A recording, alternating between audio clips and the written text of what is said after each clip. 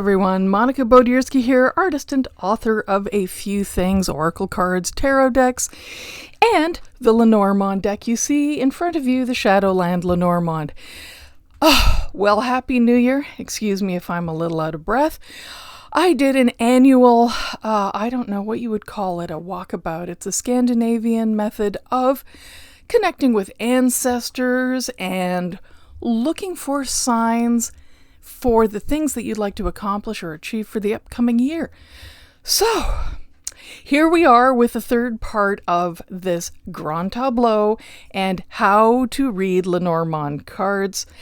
So I think rather than go through everything, I'm going to give you a quick wrap-up and summary of the Grand Tableau and answer just a couple of quick questions that I've received from parts 1 and 2, and then give you a New Year's reading, okay? A general reading for all in what I see as the issues and the challenges and hope wonderful things we'll have in 2022.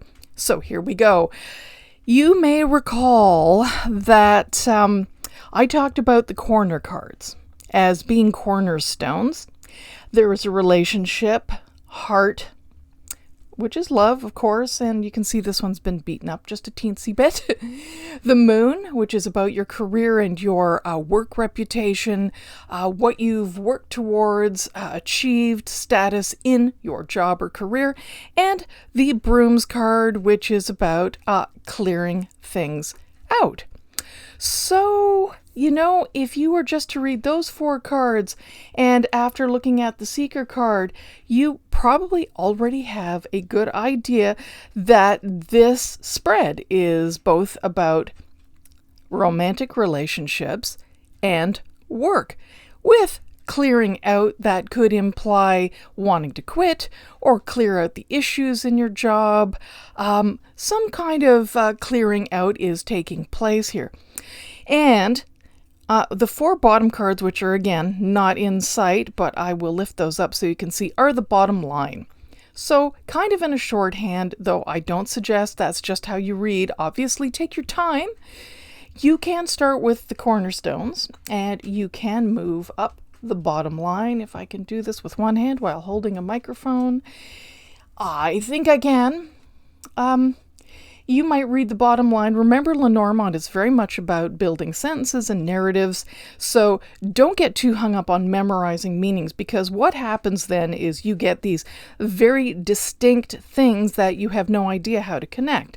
It's better to grasp how the system works if you allow a little bit of leeway in your accuracy and you feel your way through what you know as a keyword and move your way through it to create a sentence. So, being at a crossroads often means having to make a decision and unsure of what decision to make. The sun is very much about joy, as in tarot.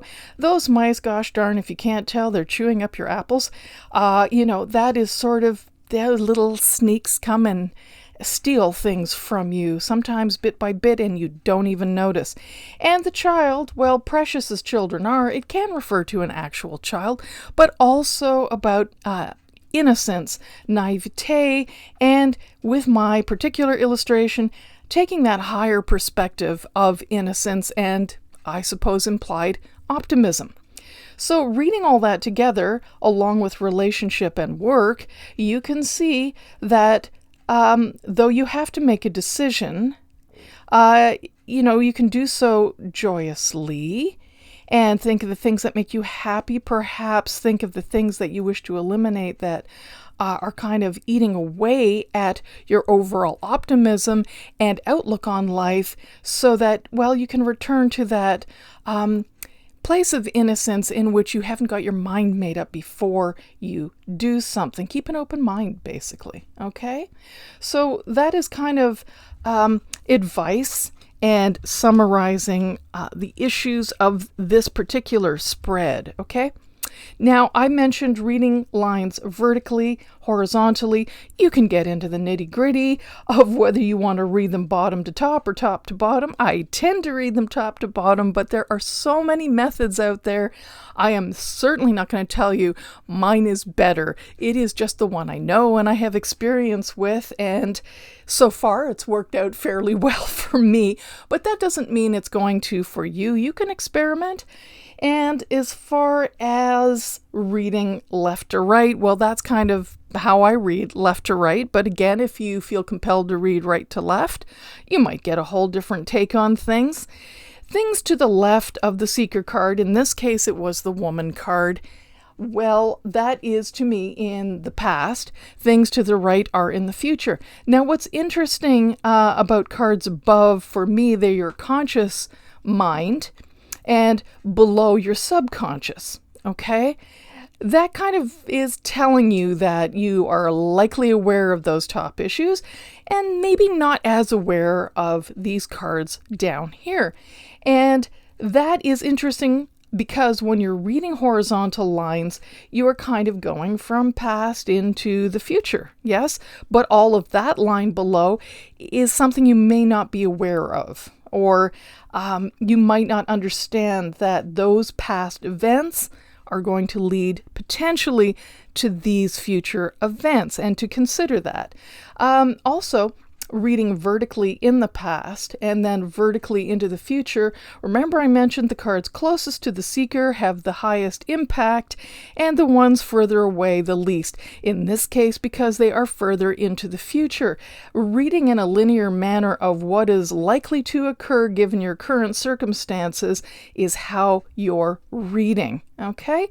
So once you're done all of that and you've read all the vertical lines, you are going to conclude with how this person should likely proceed with work and their love life, I suppose, their relationship, because that does seem to be part of the concern here.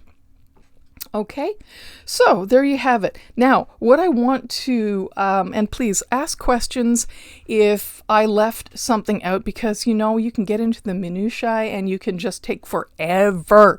But I hope this gives you a good start. What I wanted to mention about the Seeker, and I have been asked this a fair bit. Let me just grab you, Seeker.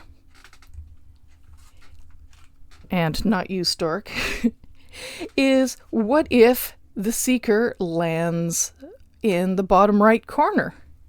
Wow. Okay. Well, clearly you are part of the issue here is a cornerstone, and you really need to focus a little bit on you, but also your future and things that you're unaware of. Don't factor that prominently in this reading right at the moment. For me, if I were reading this, I'd say you got a lot of stuff from the past you might want to clear out before moving forward. And you are aware of those things, okay? So just remember the Seeker in relation to what we've said here. If the Seeker card, here, let's just pretend, no, let me move that up. So this was a bottom card, the crossroads, right? If you had the Seeker card in the bottom line, it is an emphasis to me. Bottom line, you, okay? You're not just in your spread here. You are being, you're kind of getting this like emphasis down here saying, hello, pay attention. Also, depending on what row you're in, you can still read the vertical rows. You can only read one horizontal row, so it's a beauty. It's very important to me when somebody gets their Seeker card down there that they really keep it straightforward and go, you know what? This is really important. If you had it, I don't know, let's pick another random spot. Well, let's pick the tight over here, okay, in this row. You're aware of more than you're not aware. Let's just put it that way. I mean, that doesn't necessarily mean better or worse, by the way. Let's not make heavy judgments on this. But your past, maybe you have cleared up a lot of past issues, okay? Maybe that isn't what you need right now. You need to focus on what's ahead of you. maybe stop looking back there because it's all ahead. So get moving. Okay. Often I get that on the left side when people just keep wanting to work on things and not move forward. They are the ultimate procrastinators. And also, if you happen to get it way over here, let me just lean in. Up on the right side, ooh, you're not moving forward much until you, again, same like down here, but there's a lot of subconscious stuff in addition that you need to work on before moving forward, okay? All the other spaces that you might have all the way around the spread are kind of negotiable, right? You get the idea. Past, future, up and down, stuff that may be on your mind, stuff that you're not really looking at. There's lots of wiggle room here, and don't hold back, okay? If you think, you're following your gut, follow your gut. Symbols are symbols. That's another wonderful thing about Lenormand. If you really, really look at this picture and see something entirely different, hey, whatever. Go with it. Most people want to look at the booklet, I get it, and follow along. But I'd almost rather you just, pluck a keyword and just roll with that, like crossroads, decision. See, that's the first. Yeah, I wrote the book right. So the first word to me is also the most critical. Just a little secret there. So decision. So right away, it's a decision to be made. See how easy that is. Okay, everyone, hang in there because part 2, you don't want to miss it. I'm just going to pause the camera for a second so I can shuffle this deck, and I'm going to give you a 9-card spread, which is a mini grand tableau for me. And I'm going to show you not just the 9 cards in the spread, but what we can expect for 2022. And we're back. Okay, here we are with a 9-card spread. I shuffled the deck and I cut the deck, for those of you who are interested, into 3 piles. And I took the top 3 cards from one pile, the next 3 cards from another, and the bottom 3 cards from the third pile. Okay, then I put the rest of the cards over here and I dealt them face up. Okay, also, the center card is the theme for the year. Okay, the bear, card number 15. I do not pull a seeker card for this kind of spread. You can if you want. You can put yourself in the middle. What I like to do is whatever card falls in the middle is the core or the center of this whole spread. So, the bear. Okay, so this upcoming year is about strength, and you'll see there's this little person way up on top of the bear, and that is, should I stay or should I go? Should I wait until the bear wakes up, or should I slide down its back to safety and chance that it won't wake up and chew me up and spit out my bones? Now, I know that sounds a little complex, but all of that is symbolic of perhaps facing fear and understanding our own strength in certain stressful situations, which of course with this pandemic to me is very relevant. So should you stay or should you go there? Should you just hang out and wait? Should you chance that the pandemic bear is going to bite your butt? This is the theme of the year, and it's also saying that many people have passed, right? That's the bones, and we have to keep that in mind. So we have to make an informed decision, and it looks like throughout the year there's going to be a lot of informed decisions that way. So the world is still in flux, I'm sorry to say, very clearly. With 15, I generally reduce that to the number 6 and say it will be that way at least until June. All right, and things may shift a little. So, as in the Grand Tableau, top line is, for me, what things I am aware of that perhaps in the world situation, things perhaps I'm not aware of below, and things in the past that will affect now and the future. So we have a very simple linear past, present, future this way, and perhaps conscious and subconscious. All right? And what I would say about what we're aware of is that there is news that what's going on in the world is affecting our careers, and many of us will be quitting, and many of us will be resurrecting other jobs that we've had. So there's a lot of that. We are aware that with the supply chain and with everything else, there's such a big shift, and it is coming fast, okay? That all sorts of jobs and careers are changing and shifting, beginning and ending. So that is a big factor in our lives, not just for us, but our community and those around us, okay? So that is just going to be very apparent. Also, position of authority. All right, and this is the center right here, right now line, is a position of authority and facing perhaps our challenges or fears and coming to a place of commitment and even enjoyment, odd as that may sound. Basically, I think it's saying take authority, okay, of your choices. And live your best life even under duress or even in difficult circumstances. And moving right along to the bottom line, we have the brooms. Again, clearing out. I've pulled that card a lot. No big surprise.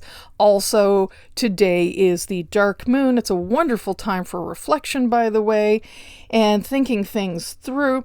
So we have clearing out, we have our social scene, and we have a gift. All right, so that does sound a little bit much, doesn't it? Let's just clear out all the friends we don't like and, give them flowers on the way out. No, that's not exactly what it means. Although, if you read it that way, go with it. Don't overthink, all right? I would say clear out things in your social circle maybe that you're not addressing. Maybe address the so-called or proverbial elephant in the room. Maybe there are discussions you haven't had. Maybe this is the time now to have them. Maybe sort things out. It isn't just about clearing out people and relationships. It can be, though, and maybe this is the year for you to really say, you know what, I felt obliged right now. Not so much. And the gift, well, to me, this is saying that it will give you an open door and a gift, meaning you may not know where that gift is coming from, but isn't that the saying, we need to clear out before we receive? Yes, indeed. And as far as past, we have the message of authority being cleared out. Well, that's also interesting because I think that is saying that the way things used to be and the way things used to run, that kind of hit us quickly.